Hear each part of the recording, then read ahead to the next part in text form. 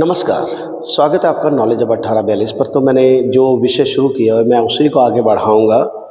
आज मैं 10 से ऊपर जो अभाज्य संख्याएँ हैं, यानी कि जिनको इंग्लिश में प्राइम नंबर्स बोलते हैं, मैं उन्हीं के डिविजिबिलिटी टेस्ट की क्लासिफिकेशन करूँगा। और एक और मेरा विषय होगा कि किसी भी नंबर की, यानी कि जो अभाज्य संख्या है, उसका डिविजिबिलिटी टेस्ट बनाने का नियम। तो चलिए वीडियो शुरू करते हैं। सबसे पहले 11 है। 11 का जो डिविजिबिलिटी टेस्ट है वो अपने में एक अकेला है। अब मैं फिर से रिमाइंड कर देता हूँ कैसे करना है, मैं एक उदाहरण से समझाता हूँ। जैसे ये है 121, तो हम क्या करते हैं, अल्टरनेट डिजिट्स के दो ग्रुप बना लेते हैं, ठीक है। और अल्टरनेट डिजिट्स के दोनों ग्रुप में जो संख्याएं होते हैं, डिजिट्स होते हैं, उनके सम करते हैं। जैसे यहाँ है तो एक और एक दो, और दो तो अकेला है तो एक और एक दो और दो। अब इनका डिफरेंस करेंगे, यानी जो दो ग्रुप से इनका डिफरेंस करेंगे, इनके सम का, तो 2 - 2 0। और मैंने बताया कि 0 हर नंबर से डिवाइड हो जाता है, तो ये नंबर भी 11 से डिवाइड हो जाएगा। और एक और उदाहरण समझा देता हूँ मैं। जैसे यहाँ है 8,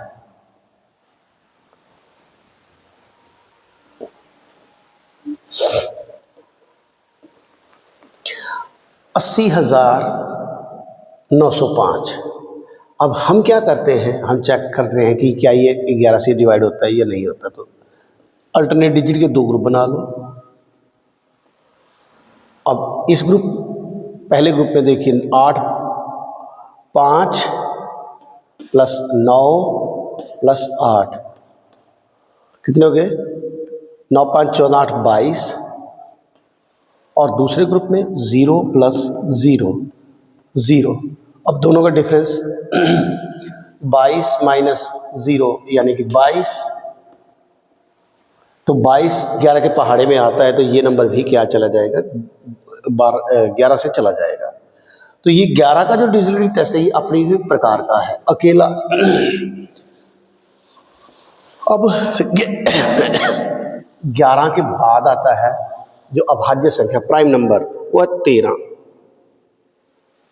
13 और 17 का लगभग एक जैसा है।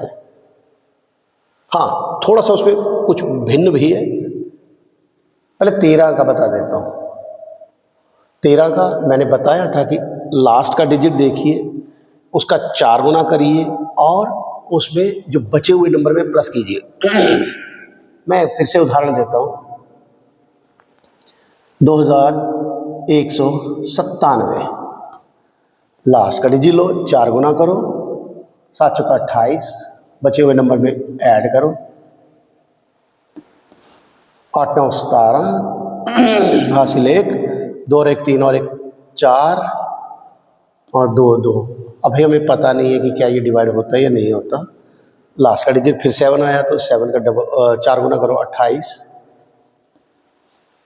28 को 24 में प्लस करो तो कितना आ गया, 8 4 12, 2 2 4 और 1 5, 52। हमें पता है कि 13 चौके 52, तो ये 13 से ये चला जाएगा। अब इसके बाद जो संख्या आती है वो है 17। 17 का भी 13 जैसा ही है, लेकिन कुछ कुछ भिन्न इसमें असमानताएं भी हैं, यानी भिन्नता भी है। और 17 का देखिए,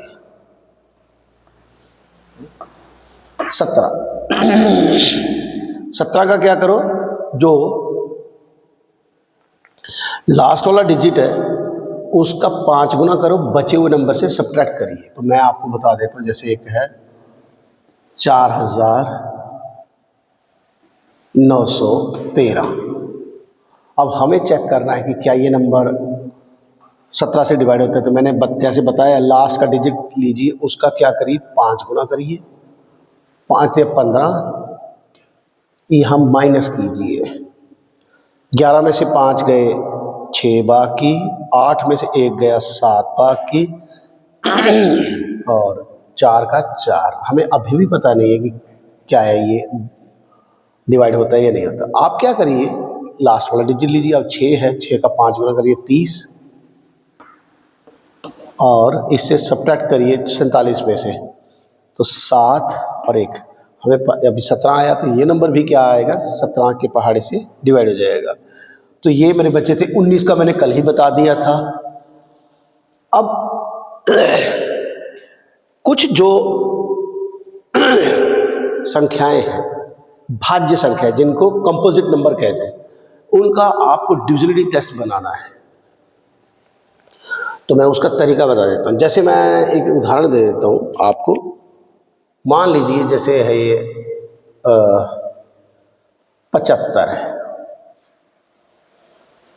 तो 75 को क्या करिए, 75 से आपको पता करना है कि 75 से कौन कौन सा नंबर डिवाइड होता है या नहीं होता है। तो आपने क्या करना है, ध्यान से देखिए, इसको ऐसे लिखिए। सबसे पहले 25 इंटू 3।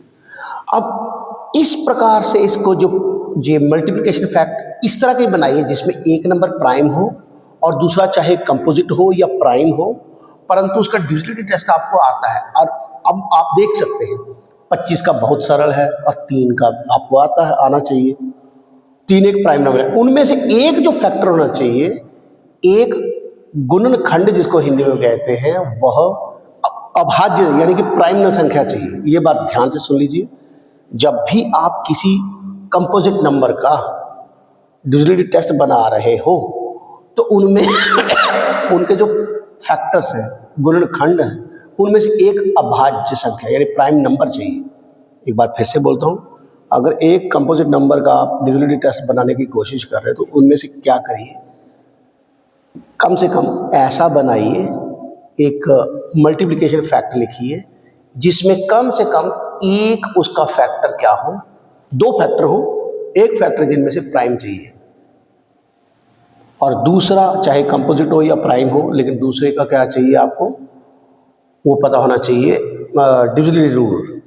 तो आपको 25 का पता है, 25 का लास्ट की 2 प्लेसेस देखनी होती हैं, और 3 का पता है कि 3 का डिजिट का सम 3 के पहाड़े में आना चाहिए। तो 75 का डिविजिबिलिटी टेस्ट क्या बन गया, अगर किसी नंबर की आखिरी 2 प्लेसेस किससे डिवाइड हो, 25 से डिवाइड हो जाए, और डिजिट का सम 3 के पहाड़े में आता है, तो वो नंबर 75 से डिवाइड हो जाएगा।